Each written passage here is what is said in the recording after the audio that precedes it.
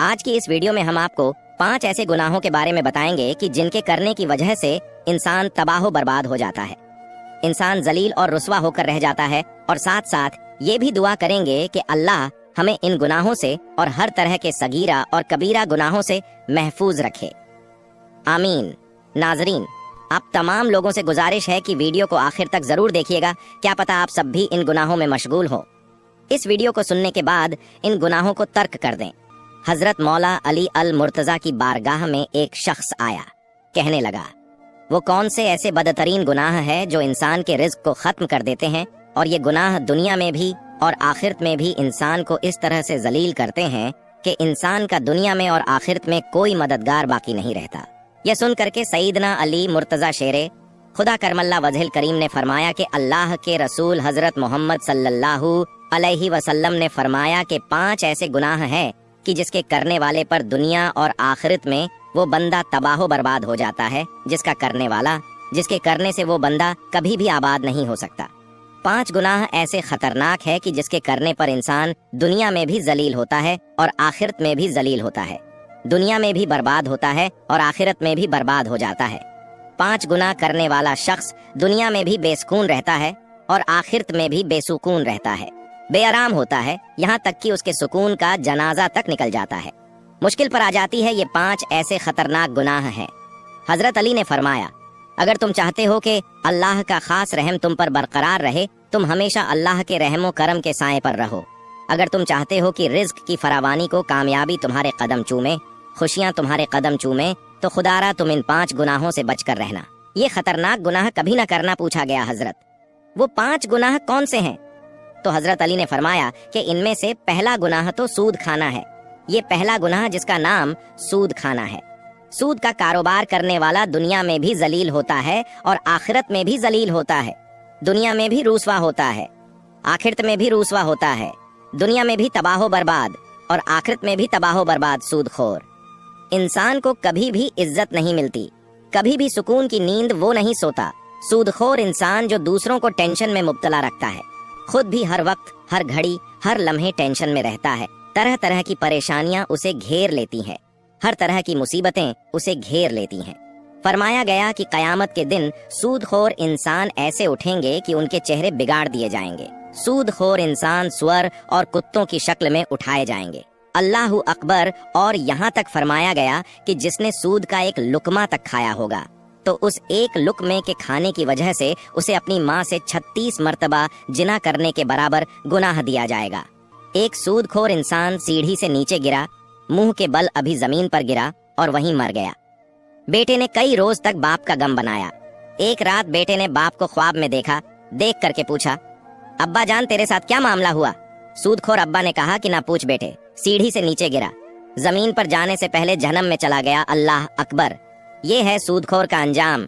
यहाँ तक कि सैयदना शेख हजबक शेख शादी अहम फरमाया, एक नए मकान को खरीद रहा था, मकान की तलाश में था।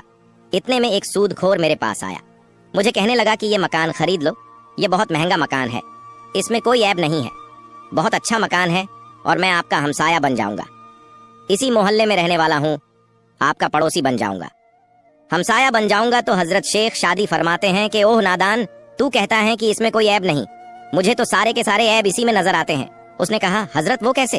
तो आपने फरमाया कि इसका सबसे बड़ा ईएनपी तो ये है कि तू मेरा पड़ोसी हो जाएगा, इसका सबसे बड़ा ईएनपी तो ये है कि एक सूदखोर मेरा पड़ोसी होगा, और जहाँ तू जैसा पड़ोसी होगा वो मकान मुफ्त का भी मिले तो भी घाटे का सौदा है, तो भी महंगा है।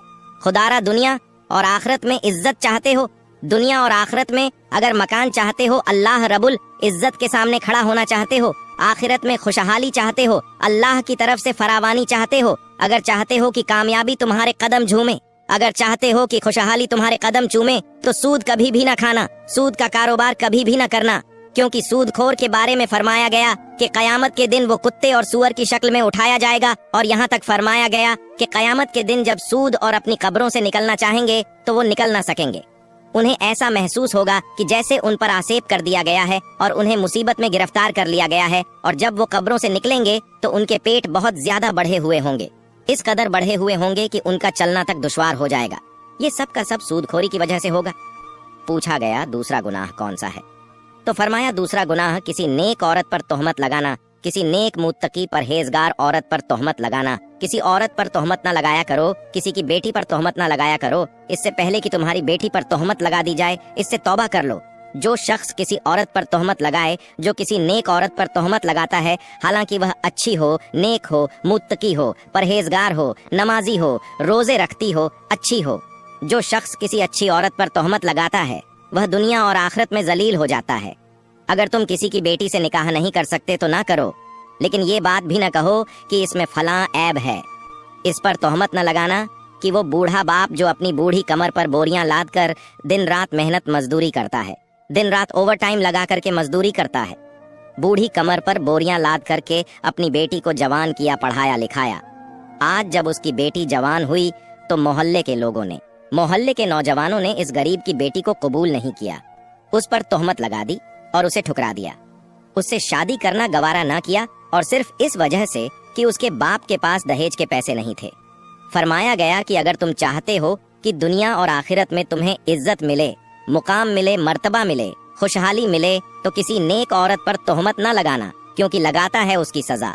अल्लाह ने दुनिया में 80 कोड़े रखी है, 80 कोड़े उसे लगाए जाएंगे और फिर जिंदगी भर कभी भी उसकी गवाही कबूल नहीं की जाएगी। ये दुनिया में उसकी सजा है तो अल्लाहु अकबर, आखिरत में उसकी क्या सजा होगी। इससे अल्लाह की बना तीसरा सबसे बड़ा गुनाह वो है कि किसी का माल हड़प कर लेना, खास तौर पर यतीमों का माल हड़प कर जाना। यतीमों के सरों पर शफकत का हाथ रखो, यतीमों के सरों पर रहमत भरा हाथ रखो, क्योंकि जब कभी आप मर जाएं तो आपकी औलाद के सर पर भी शफकत का हाथ रखने वाला कोई मौजूद हो। अल्लाह ताला फरमाता है कि जो लोग यतीमों का माल खा जाते हैं तो वो नहीं खाते मगर आग, यानी वो अपने पेट में जहन्नम की आग को भर रहे हैं। और हदीस पाक में फरमाया गया कि कयामत के दिन ऐलान होगा कि मुफलिस कौन है।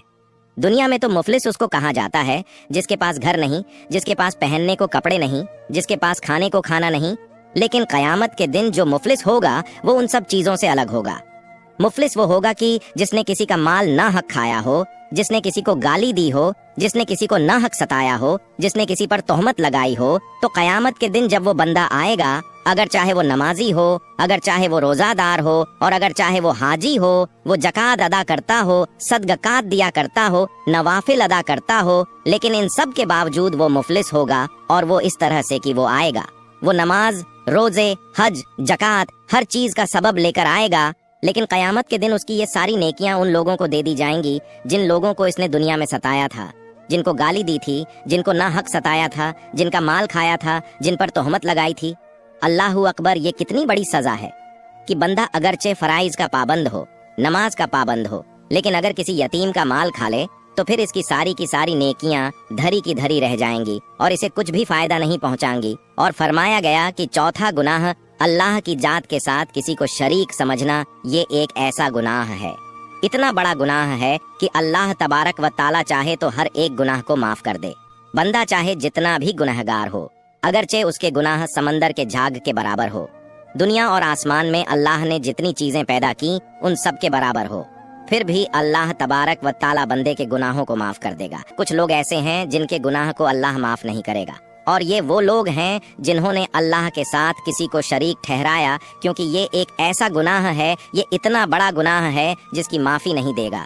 ये अपने रब को झूठ लाने की सजा है, अपने रब को अनदेखा करने की सजा है, क्योंकि पैदा किया हमें अल्लाह ने पैदा किया और इस दुनिया में भेजा। लेकिन कुछ बदनसीब लोग ऐसे हैं जो अल्लाह की निशानियों को देखने के बावजूद, चांद और सूरज को देखने के बावजूद, दिन और रात को देखने के बावजूद कुछ ऐसी चीजों की इबादत करते हैं जिनमें जान नहीं, जो खुद अपना ख्याल नहीं रख सकते, उनकी इबादत करते हैं। अगर वो अपना ख्याल नहीं रख सकते तो फिर ये तो सोचो कि वो तुम्हारा ख्याल कैसे रखेंगे। लिहाजा शिर्क एक ऐसा गुनाह है कि अल्लाह तबारक व ताला हर गुनाहगार को बख्श देगा, लेकिन उसे नहीं बख्शेगा जिसने अल्लाह रब्बुल इज्जत की जात के साथ किसी को शरीक ठहराया हो। और पांचवा और आखिरी गुनाह हजरत सैयदना अली अल मुर्तजा शेर खुदा ने फरमाया, ये पांचवा और सबसे खतरनाक गुनाह, सबसे अहम गुनाह दिल के कानों से सुनिएगा, किसी पर जादू करना। जादूगर शख्स जो है उसके घर का खाना भी हराम है, उसके घर का पानी भी हराम, उसके घर का दूध पीना भी हराम, उसके घर का नमक भी हराम, उस घर की हर एक चीज हराम। जो शख्स किसी के ऊपर जादू करता है, जो किसी को जलील करने के लिए, किसी को रुसवा करने के लिए, किसी को टेंशन देने के लिए, किसी को तकलीफ देने के लिए जो शख्स किसी पर जादू करता है, تو تکلیف ایک ایسی چیز ہے جو گھومتی پھرتی پھر اسی کے پاس آتی ہے، آخر کار اسی بندے تک آ کر پہنچتی ہے جہاں سے وہ گئی تھی۔ جادوگر اگر کسی انسان کا برا چاہتا ہے تو پھر وہ برائی اسی تک لوٹ کر آتی ہے، اور جادوگر کی سب سے بڑی سزا دنیا میں یہ ہے کہ وہ اسلام کے دائرے سے خارج ہو جاتا ہے، وہ کافر ہو جاتا ہے اور اس کی موت کفر کی حالت میں ہوتی ہے۔ اگر کوئی شخص کسی پر جادو اس لیے کرواتا ہے کہ فلاں بہت مالدار ہے، اس کا مال ختم ہو جائے، اگر کوئی کسی پر اس لیے جادو کرواتا ہے کہ فلاں کی بیوی بہت خوبصورت ہے، اس کی بیوی پر جادو کا دیا جائے، اس کی بیوی کو بیمار بنا دیا جائے، اگر کوئی کسی سے اس لیے جلتا ہے کہ اس کی اولاد زیادہ ہے، اگر کوئی کسی سے اس لیے جلتا ہے کہ اس کا کاروبار اچھا چلتا ہے اور اس پر جادو کروا دیا جائے، تو وہ شخص جو جادو کروانے کے لیے جادوگر کے پاس جاتا ہے، جس دن سے وہ جاتا ہے اس دن سے 40 دنوں تک اللہ رب العزت نہ ہی اس کی نمازیں قبول فرماتا ہے، نہ ہی اس کے روزے قبول فرماتا ہے، اور نہ ہی اس کی دعائیں قبول فرماتا ہے، اور اگر اسی حالت میں اس کو موت آ جاتی ہے تو وہ کفر کی موت پر مرتا ہے۔ تو ذرا سوچے، یہ تو اس کی سزا ہے جس نے جادو کرنے پر کسی کو ابھارا، جو کسی جادوگر کے پاس جا کر کے کسی کے لیے جادو کروایا، تو پھر یہ سوچے کہ اس جادوگر کا کیا عذاب ہوگا جو دوسروں کی زندگی کو عذاب بنا رہا ہے۔ یہ گناہ کبھی بھی نہ کرے۔ یہ 5 گناہ ایسے ہیں کہ جن کے کرنے پر اللہ تعالیٰ سخت ناراض ہوتا ہے۔ اگر آپ چاہتے ہیں کہ اللہ کا کرم آپ کے اوپر برقرار رہے، اللہ کا خاص کرم آپ پر ہو، ہمیشہ آپ اللہ کے رحم و کرم کے سائے میں رہیں، تو یہ 5 گناہ کبھی بنا کرنا، ان گناہوں سے پرہیز کرنا، ان گناہوں سے بچتے رہنا۔ انشاءاللہ تمہیں اللہ تبارک و تعالیٰ دنیا میں بھی عزت عطا فرمائے گا، مقام عطا فرمائے گا، اور آخرت میں بھی اللہ تمہیں عزت سے سرفراز کرے گا۔ دنیا میں بھی تم کامیاب ہو جاؤ گے اور آخرت میں بھی کامیاب رہو گے۔ رزق میں فراوانی ہوگی، خوشحالی ہوگی، کامیابی تمہارے قدم جھمے گی اور تمہارے آخرت بھی سنور جائے گی۔ اللہ رب العزت سے دعا ہے کہ اللہ تعالیٰ ہمیں صراط مستقیم پر چلنے کی توفیق عطا فرمائے، اور اللہ ہمیں بولنے، سچ سننے اور سچ پر عمل کرنے کی توفیق عطا فرمائے۔